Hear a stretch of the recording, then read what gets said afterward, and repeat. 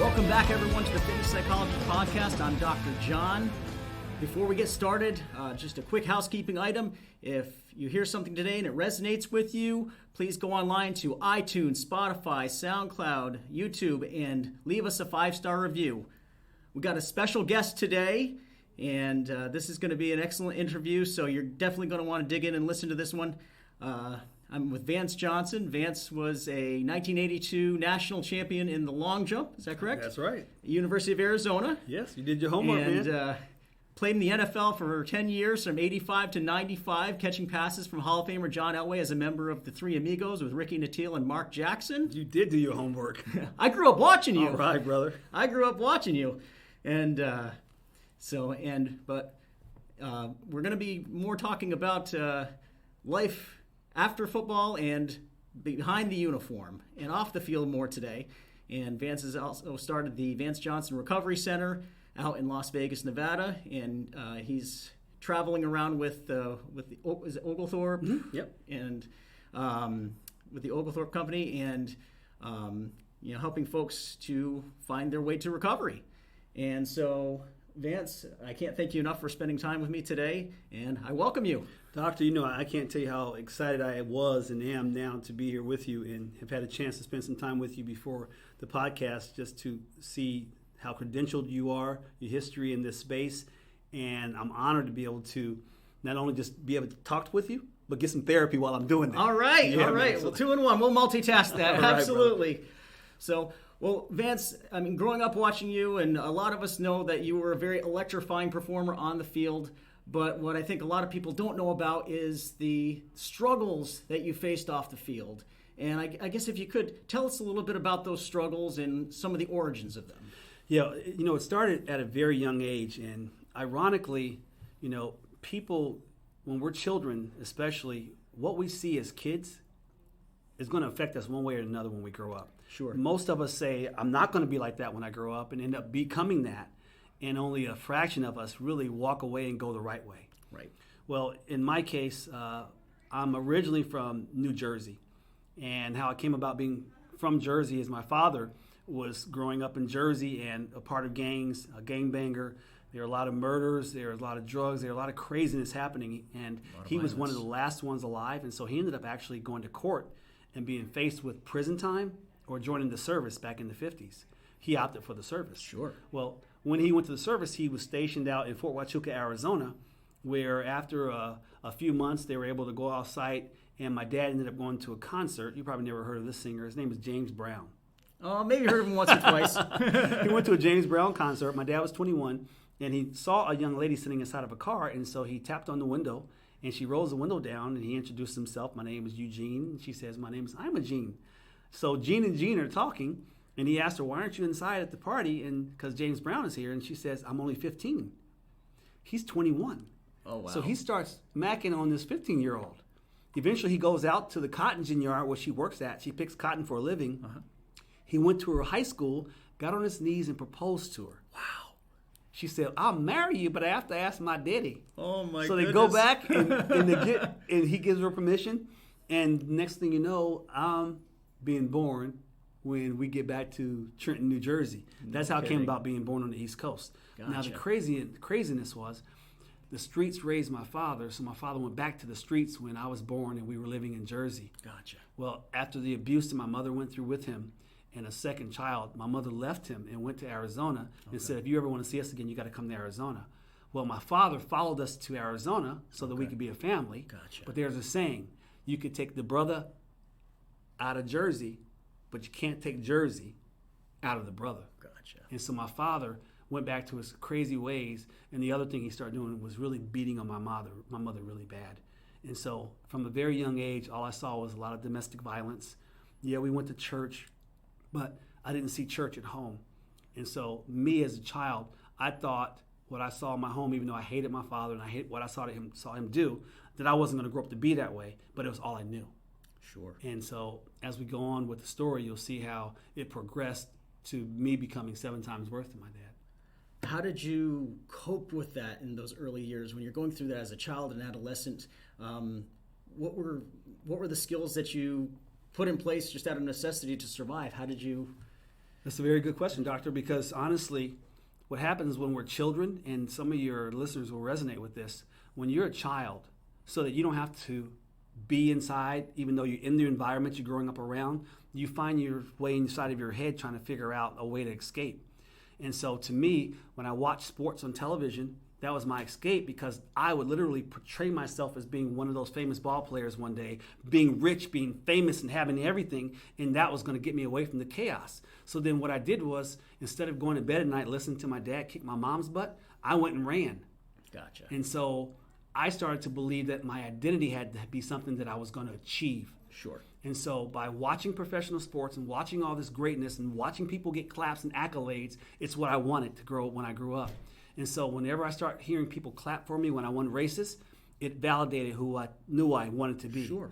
Not knowing that it was going to lead to the biggest fall of my life. But that was how I coped as a young child. I learned actually, and I'm going to get real deep with you. Please I learned do. about sex when I was a kid because I would sneak in my dad's room and I'd see these Hustler magazines. Mm-hmm. I would see VHS, VCR clips, and I put them in. I watched people having sex. Mm-hmm. So I was sneaking, doing all these things behind their back, not knowing that I was going to grow up, become a sexaholic, alcoholic, a gambler. Every single thing I saw my dad do and I didn't want to do was waiting for me to become. But I didn't know, because I wanted to be famous and I wanted to be great and I wanted to do life my way. You were hoping to latch on to fame and hopefully have that be the escape to draw you out of the situation. Exactly. And I couldn't wait for it, And in fact, and I'll be honest with you, when I was a child, I was so broken as a kid that I would run away from home sometimes. I never celebrated my birthday. They would have huge birthday parties for me, but I would be a no-show at my own birthday parties because I knew it was just a lie. Mm-hmm. We took all these pictures, and I'm like, why are we taking all these pictures? And we're all smiling, but yet when no one's around, there's nothing but abuse and violence around the house, and drunkenness, and a father coming home in the middle of the night, and a mom crying, and her black eyes and her bloody lips. This is not real for me. Sure. So as I grew up and I got to high school, I remember one day coming home so mad at my father because of the way I saw him abuse my mom, that I was old enough now that I said, I'm going to kill this son of a gun. Anyway, I drug him outside. He was drunk one day, and I picked this huge boulder up, and I was going to crack him on top of his head with it and kill him. And he looked at me and said, go ahead and kill me. I'm a piece of crap anyway. And I was like, you know what? I'm not going to kill you, but if you ever touch my mother again, I will kill you. Right. And so, but I went back to sports. And so it made him proud. And what I noticed was whenever I became that hero in the house, the domestic issues slowed down. Right. So we all play a role in the house.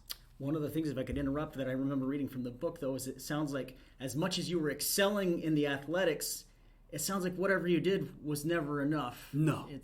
You can't fill that hole, right?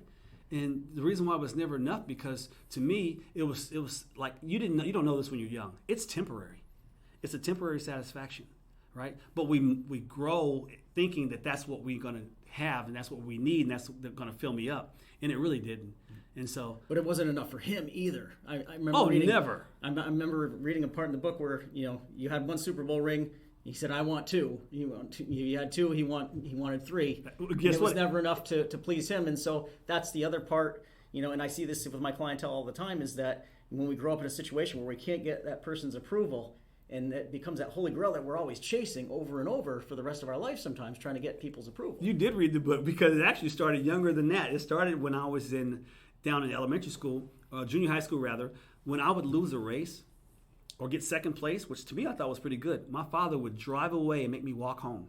Oh my gosh. When I played in football games, if I scored 3 touchdowns, he'd look at me and say, I want 4. When I scored 4 touchdowns, I want 5. So it was never enough, ever. When I went to college, I won the NCAA championship, thinking that was enough. I beat Carl Lewis, one of the greatest jumpers in the world. He just now said in '82. Pan Am Games. Yeah, I blew away Jerry Rice. I mean, I was on the Olympic team as an alternate. That wasn't enough. I went to the NFL and made touchdowns. That wasn't enough. Then he wanted to come out and borrow my car and spend money. And I hated the guy. And I didn't know that this was going to put me into relationships now where all of a sudden hell was going to break loose in my life, because I didn't know how to be a man in a relationship. Gotcha.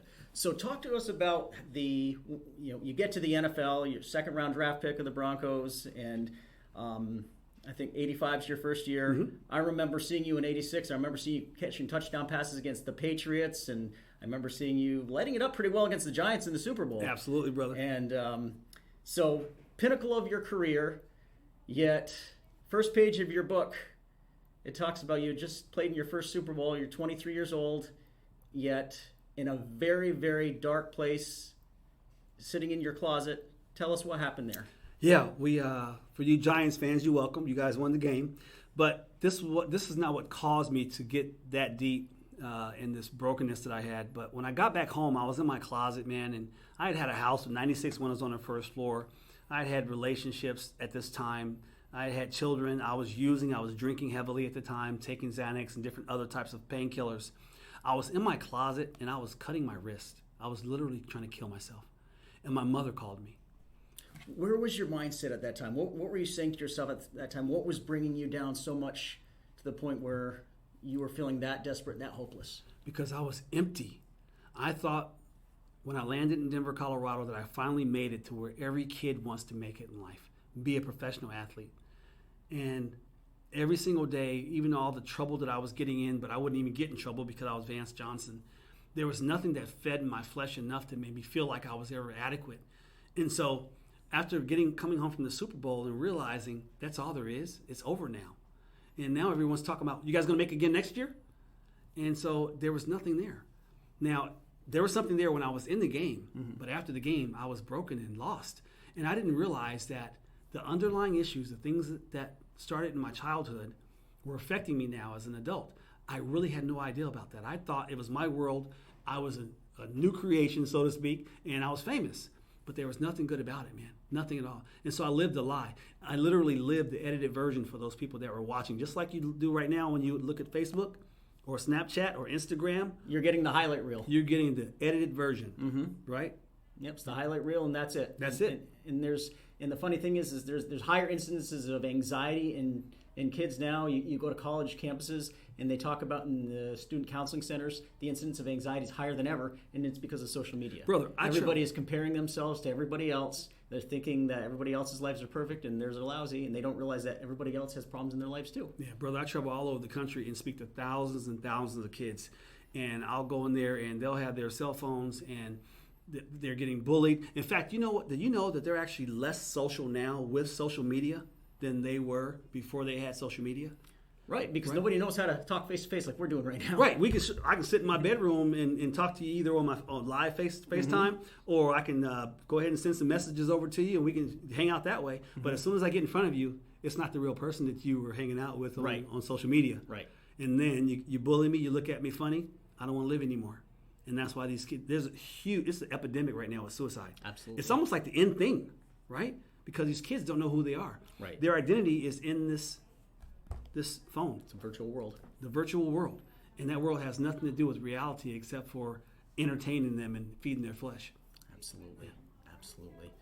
Well, it definitely sounds like, so you get in the NFL and you've got all this fame, but the problem is, like we said before, if you don't get something at an early age, you didn't have somebody modeling for you how to be a man, how to have those skills, how to cope with anger, depression, anxiety, right? You name it. And so you're trying to figure that out all on your own. Right. And I did, because, again, I didn't have a father that was showing me how to be a man as a child. He didn't show me how to treat a woman. He didn't show me how to take care of my finances. He didn't show me that education was going to be important, that my career was going to be over with one day. He just showed me how to feed my flesh, and that's all I did. And I got in a relationship and ended up getting a third woman pregnant, because I'm skipping. And when she got pregnant, she ended up actually marrying me because she was going to have an abortion. And then I found out that she cheated on me with my teammates, and I got in a huge fight with her. I threw her across the bed, and she was on the ground. She wasn't breathing, and literally she was laying there dead. Wow. And I hate to even say this on radio, but she wasn't breathing. And I thought I was going to go to jail, and I carried her in the bathroom. I dumped water in her face, and after a few minutes, she breathes. And I was even more pissed off. And so, again, because I didn't know how to treat a woman as a child, to me, she broke my heart. So that meant, to me, go get another woman. Gotcha. And so I kept repeating that cycle. Gotcha. And then the next time I was like, well, instead of getting a fight with a woman, I'll just cheat on her. And then if it doesn't work out, I'll marry another woman. So long story short, brother, I was married 7 times. 7 times. 3 times while I was in the NFL. Right. 3 Super Bowls, 10 years. I wanted to commit suicide all the time. I hated my life. I hated myself. But I sure would smile. And I make touchdowns and feel good about the things that I was doing on the field all along when I was living a lie. I gambled and did drugs. I did everything. It was ridiculous. And wearing that mask for the public is exhausting. It was exhausting, man. And I knew I had to put it on again the very next morning. Right. Can you imagine, though, if they had social media back then, I would have went viral because of the crap that I was doing during my career that now if a guy gets caught doing it, which, by the way, is happening. And, I mean, this is a whole nother podcast, but I think a lot of it has to do with the concussions, too, and the CTE and the former athletes after our career. If we had trauma when we were children, once our career's over with, the only way we cope now mentally is by using. Right? To the point where we're killing ourselves. Absolutely. Now, I was reading in the book that your CTE scans, they came back kind of inconclusive. Yeah, ironically, they came back inconclusive, let me even back up. So after my career was over with, that was crazy. Certifiably crazy. Because of all the things that I did and the way I would be driving, getting car accidents. I had one car accident, I was going over 100 miles an hour. I crashed and went to the hospital. And this was actually during my career, right at the end.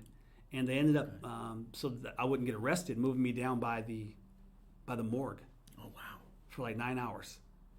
And then the cops came to do a raid on the hospital. Again, social media out of blew up back then. This was how I was getting through life. And when I finally got this... So people were kind of bailing you out and sneaking around? Everywhere, dude. All it took was game tickets. Gotcha. Super Bowl tickets, and Vance was off to the races. So, long story short... So nothing's ever really fully holding you accountable? Nothing. No, not especially when you're famous. Nobody really wants to tell a famous person what to do. Give me a check. Give me some tickets. Write the check, save your neck. Oh, I like that one. Absolutely. So I ended up actually having these problems with my mind. I was on a lot of medications, and that even made me even more crazy, to be honest with you. And so I literally considered suicide for a long time and struggling with my addiction. One of my kids actually tried to reach out to me one day. He was living with me, and he had broken his engines in his car, and I was using, and he couldn't reach me. And my son actually ended up going across the mountain to see his mother. And I hate saying this. This is the third time today I had to say it, and it touches my heart every time I say it, but my son got killed that night. Vaughn, right? Yeah. Okay, I remember reading with that. I mean, literally, he was on a motorcycle. Yeah, I mean, it was my fault that my son died. I know people try to tell me, no, Vance, it wasn't your fault. But how was it your fault? When people ask me that, I say this. If I was a good father and I'd have answered the phone, my son would have asked to borrow my car, I'd have given it to him. But because I was more about me and my flesh, and because of the things I dealt with mentally and emotionally, it wasn't about my kids. And so all 7 of my kids at that time were either, 3 of them were being sexually molested. The other ones had no idea. They in foster care? No, they were living with their moms, and either the babysitters or the granddads or somebody was molesting these kids. And so, I mean, I was hearing about these things, but it didn't even matter to me, man, because I was about me. So that's what I'm saying about this mental health thing is real. And so I literally, for a couple of years after my son died, I started using more, because that's what we do when we hurt. We use more. Sure. And I literally used myself into a coma. One of the parts that just tugged at my heart in the book was when you were in treatment down here in Florida. And I remember they asked you how you coped with Vaughn's death. And one of the other people said, so you celebrated your son's death. And what does that mean? Well, your approach to that was the same as had you won a big game or any other major event in your life. Thanks for drinking. Yeah. And what really tugged at my heartstrings was hearing about how you had the mock funeral for your son while you were in treatment. It was ironic. So, I'm a Christian and I'm sold out on Christ, man. And I think that honestly is the reason why I'm going to be clean for the rest of my life. But when I first went to treatment, there was a Muslim guy there, and he looks over at me, and this is how he prefaced it. So he didn't go right to that. He started at this level. He said, so when you made touchdowns, when you won ball games, when you bought nice cars, when you met beautiful women, did you party? I said, heck yeah, I party, man. He was like, and you really enjoyed it, didn't you? I said, I would have such a great time. He said, so why did you do the very same thing you did when you were having a good time when your son died? You just wanted another excuse to go have a freaking party, didn't you? And I looked at him and I wanted to kick his butt, man. I was so pissed off. I said, why would you say that? He said, well, man, listen, you party when you were doing good stuff. Why'd you party when your son died? And so I had to go to my room and think about what he said and put it in perspective. That if I can say to myself, Vance, you celebrated when your son died, is that really how you want to live? And that's when I was asked to do a psychodrama course where I had to play the role of my son laying in the coffin and talking to my dad. And I said, Dad, you're my hero. Why are you trying to kill yourself now that I'm gone? I want you to make me a promise, Dad. Instead of killing yourself, why don't you go save somebody? And I felt like that didn't come out of me. Because I was using it at the time. Sure. And so then I had to reverse the role and I had to stand up and make a promise to my son. And I promised my son, for the rest of my life, every child I look at, I'm going to see you. And I'm going to try to save as many lives as I can. And I won't die. Gosh, I hope all of you are listening to this. This is huge. I mean, that sounds like a major, major turning point for you. It was the biggest turning point for me, and that's why I ask people all the time, why are you allowing your children to die because of you suffering in your addiction? What if your child loves you enough that they want you to live so that they can know how to live their lives? Right. And because of my son's death, he's my why. And that's the reason why I want to partner with a brother like you, man, to do whatever I can to just keep leading those out of the bondage of this mental health issue and this addiction that's killing our country. Absolutely. Absolutely. When did it all hit rock bottom for you? It all hit rock bottom when I was calling my mom one night. I was using so much that I knew I was going to die. And I called my mom to tell her that I'm dying tonight, Mom. And this was 2 years after my son had died because how many years ago was that? Is that after your career? Yeah. That was in 2013 or 2014. Okay. 2013. I called my mom and said, Mom, I'm going to die tonight. And she raced over and picked me up, and we were going to the hospital. And when I got out of the car, I walked up to the hospital door, and I fell on the ground and into a coma. And so I was in a coma for 28 days. 28 days. 28 days. After day 24, they told my mom that my body was shutting down and they had to pull the plug. And my mother couldn't make that decision, so they called my children. And my kids said, we hate him, let him die. Oh, my gosh. And so they came back in. They prop you up. They put oxygen in your nose. They put wires on your body. And they sit there to watch you die. And literally, I wish you had a camera. I'll send you the photo. My sister took a deathbed picture of me at day 28. And by the grace of God, I woke up from that coma. Now, I had some out-of-body experiences that are really, really strange. And if I could be really transparent, my doctor, the nurse came in and she said, Vance, are you thirsty? You haven't eaten in a long time, and so we want to just check on you. And I said, yes, ma'am, but I'll tell you, I was upstairs trying to figure out how to get back to my room, and I couldn't, no one would hear me, no one would listen to me. And she said, Mr. Johnson, you haven't been out of that bed for 28 days, sir. And I told her what was upstairs. And she said, what? That's upstairs, but you haven't been out of that bed. A couple days later, my mom and dad came to visit me. And my mom and dad, I said, Mom, this ex-wife came to say her goodbyes. This ex-wife came to say her goodbyes. Pastor so-and-so came and prayed over me. And they all had actually been there. Pastor so-and-so came to pray over me. They said, what are you talking about, Vance? They were here like a couple weeks ago, but you have been in a coma. And so I had these out-of-body experiences. Right. And then I saw these dark shadows walking in the room when I was alone. And I started realizing those aren't angels. Whatever that is looking at me was probably what was housing me during my addiction. Right. And I know the show is going a whole different places right now, brother, but no, I just want people to know. It goes wherever we want it to go. Yeah, we hurt and we suffer. And to me, there's another side of this flesh life that we live in called eternity. Right. And what we do in this flesh determines where we go in eternity. And so that's the reason why I'm so transparent about my life and my walk in recovery and my walk in sobriety and my walk in Christ. I mean, I want people to know the truth. You have to tell the truth. I mean, if you go to the doctor and, you go to the doctor for your foot and you say that your head hurts, how's the doctor going to help you? Preach it. So if your foot hurts, then you got to tell the doctor your foot hurts. You have to be transparent. You got to tell the truth. That's right, brother. And we lie when we go to treatment. And we lie when we sit in front of therapists. And so I want to encourage your listeners, open up, be transparent. Sure. And I'm going to tell them this too. Do you know this is your testimony? Yep. And I tell people, if this is not your testimony, what would it be if it wasn't this? If you're suffering, if you're struggling, you're supposed to use this for a higher calling. Yeah. So that when you get free from that bondage, Sure. you can help those who are struggling. Yep. Because we want to hear someone that's been through it before. Absolutely. Yeah. Yeah. When we start telling the truth and we tell lies to everybody else, we tell lies to ourselves. Every day. You know, the rationalizations that we make, the excuses that we make. Yeah.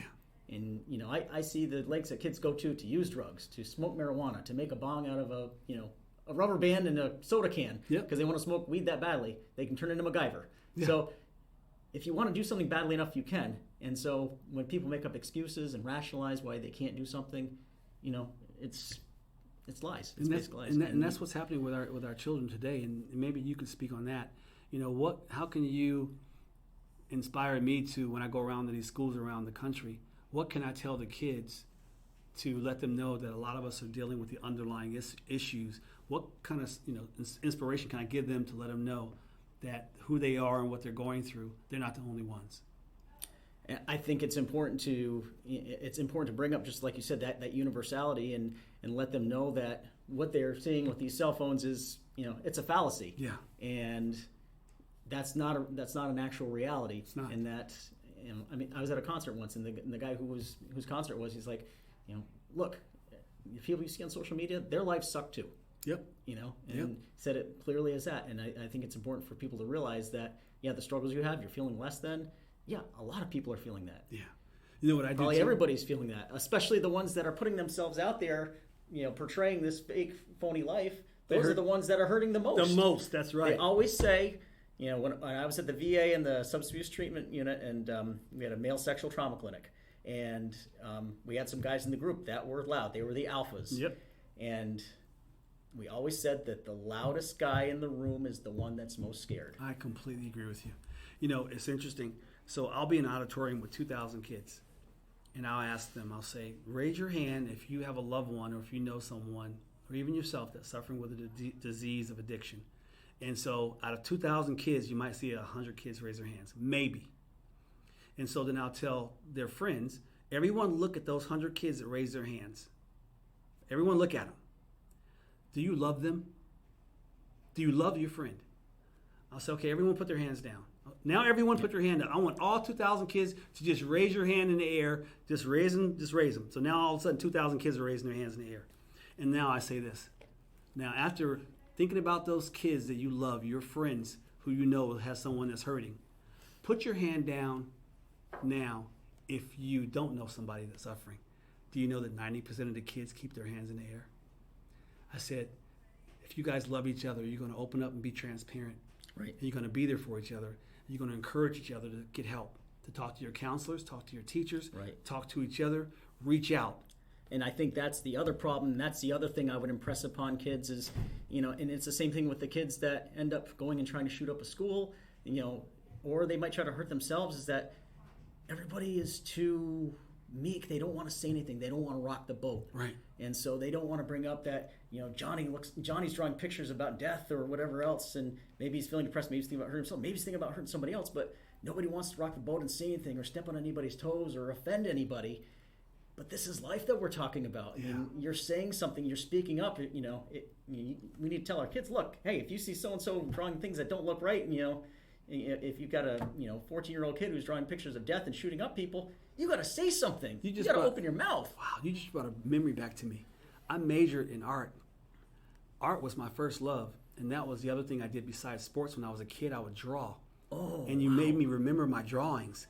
I drew death, and I drew people that were not smiling. I drew unhappy people, broken people when I was a kid, and nobody ever once. But what if people had been in touch with that then? Oh, my. Wow. Thanks for sharing that, man. That's crazy. Oh, my goodness. Thank you for, I told you I was going to need some therapy in this talk right now. I appreciate it. So many reasons why we do the things we do. It all ties together. Wow. That is powerful. So, I need a tissue. Another major thing, another turning point that I read about in your book was, and this had to have been a very difficult decision for you. You get offered to work at the treatment center, after making millions of dollars in your career, for $15 an hour, 20 hours a week, and a bus pass. Yep. That's exactly right. And at the same time, the Broncos are offering you $2,000 a week to tour the country. That's right. And just be Vance. That's right. Absolutely. And so here you have this chance to make, a pretty decent living, just being your former self, your old self. Or, do I gut it out and work hard and choose this life of, living around the poverty line and working hard and living this very simplified life and starting over.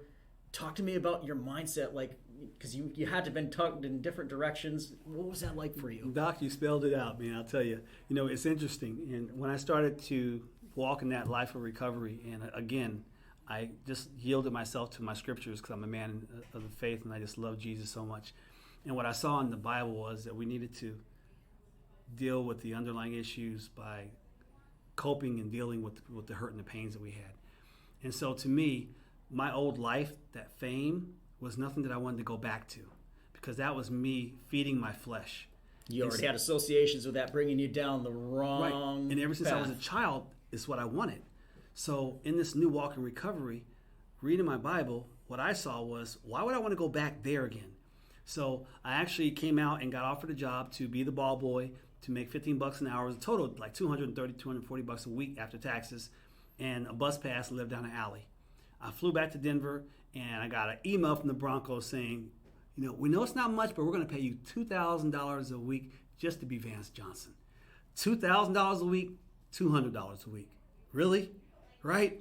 So I called my mom and said, Mom, I got to make a decision here. I'm getting offered a couple $100s a week to go to Florida, live down the alley, and catch a bus to work. Or the Broncos said they'll give me $2,000 a week just to be Vance Johnson.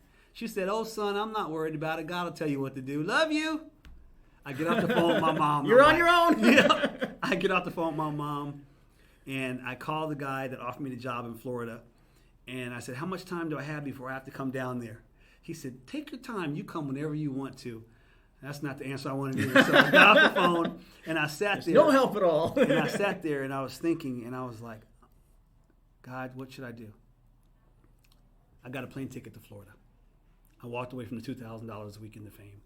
And it literally took me almost 3 years to even go back to a Denver Bronco game because I didn't want the accolade, the fame, the joy of feeding my flesh anymore. I wanted to go deal and suffer.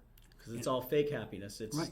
It's not real. Exactly. It's the fake happiness. And so I went and started by being around other people that are in recovery, learning that we have to deal with the suffering and enduring the trials and get educated about it and that it was real. And then I started knowing that this is God's purpose for me. And that's the reason why to this very day, it's not about me anymore. It's about those who are out there suffering.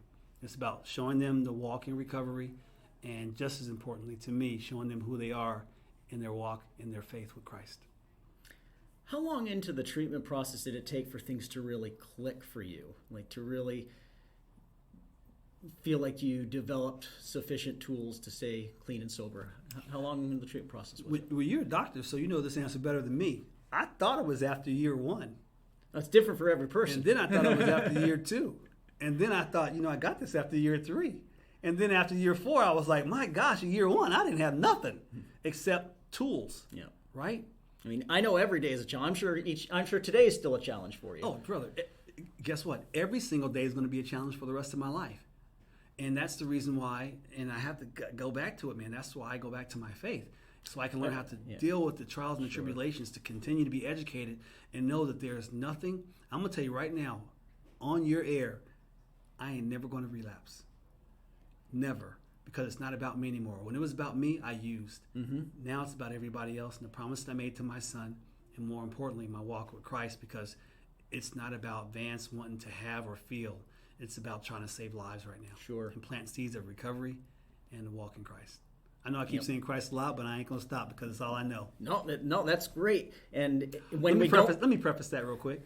I tell everybody, listen, there are many, many paths and roads to recovery. So don't think just because I'm talking about Jesus that I'm saying it's your only way to recovery. Because you can be an atheist and stay clean for the rest of your life because I got friends that are atheists. Sure. I'm just trying to say in my walk, in my recovery, that I give it to my God and my higher power, and that's my Lord and Savior, Jesus Christ. So I just wanted to preface that. And if Absolutely. you're struggling with your faith, guess what? And people don't even talk about this. Jesus said he would rather you be struggling with your faith or be on fire for him and not in between. So don't think that he's judging you just because you don't believe in him right now. Absolutely. Absolutely. And like you said, it's when we stop making it about us. Right. And I was having a conversation at the gathering earlier with someone, and when we stop making things about us, that's when we cope a lot better. We have a lot less distress. Right. And we were talking about an example of how when a minor thing comes up, like there's a lot of traffic or there's gridlock on the road, Yeah. people lose their mind. Oh, crazy, man. But Running into each other on purpose. But when something major happens, like you have a family member with cancer, we keep it together. Right. Why is that? That the little things make us go off the deep end, but the big things we keep. It's because the little things that make us go off the deep end, we're being self-centered. Mm-hmm. It's all about us. Yeah. It's an inconvenience for us when there's that traffic. Great point. Don't they know I'm late? Don't they know I'm this? Don't they know they should be getting out of my way? Wow. It's because we're self-centered. Yeah. And that's, when we're being self-centered, when things don't go right, that's when the distress comes in. I think the doctor's been following me around. You are so right. And I used to have those anxieties, and they still attack me when I'm driving, even now. And so I end up speeding up and stuff like that. So I told you I need some therapy today. There you go. Thank you, brother. There you go. No, you're right, man. And we're supposed to carry each other's burdens, and that's what, like you said, that's why we're okay when someone's suffering with an illness that we can cope and deal with. But when we're so selfish, when it's about little things like that, that's a really good point. I'm gonna slow down now. Thanks. I got pulled over in Georgia actually about 2 months ago. I was going 95 miles an hour because I was trying to keep up with cars that were driving 95 miles an hour. And the cop saw a black guy sitting in this car. He ended up pulling me over because I was the black guy. Oh, no. Yeah. And he walks up to me and he asked me for my driver's license and asked me for my insurance and everything.